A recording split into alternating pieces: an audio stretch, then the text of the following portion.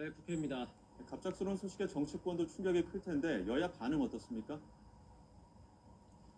네, 이재명 대표 피습 소식에 여야는 정치 테러는 안 된다며 일제히 규탄하고 나섰습니다. 한동훈 국민의힘 비상대책위원장은 절대로 있어서는 안 될 일이라며 이 대표의 빠른 회복을 진심으로 기원한다고 밝혔습니다. 그러면서 엄정하고 신속하게 수사해 전말을 밝히고 책임 있는 사람에게는 무거운 책임을 물어야 한다고 강조했습니다. 개혁신당 창당을 준비 중인 이준석 전 국민의힘 대표 역시 SNS에 이 대표 피습 소식에 우려를 표하면서 무탈과 빠른 회복을 기원한다고 썼습니다. 또 생각이 다르다고 극단적 행동을 하는 사람은 어떤 경우에도 용납해선 안 된다며 수사기관의 엄정하고 신속한 수사를 촉구했습니다.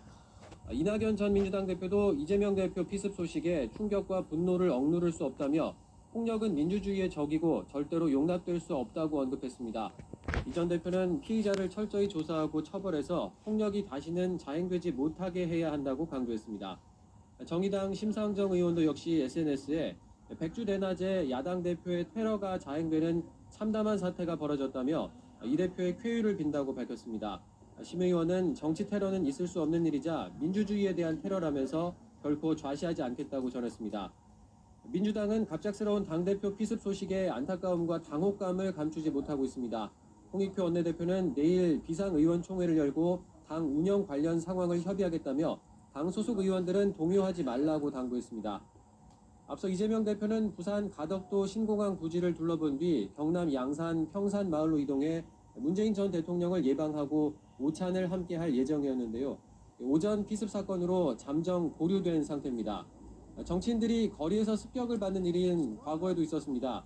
지난 2006년 박근혜 당시 한나라당 대표가 서울 신촌 지원 유세 중에 흉기 피습으로 얼굴을 다쳤고, 또 최근에는 지난 대선 때 송영길 전 민주당 대표가 지원 유세 과정에서 둔기에 머리를 맞아 병원으로 이송됐습니다.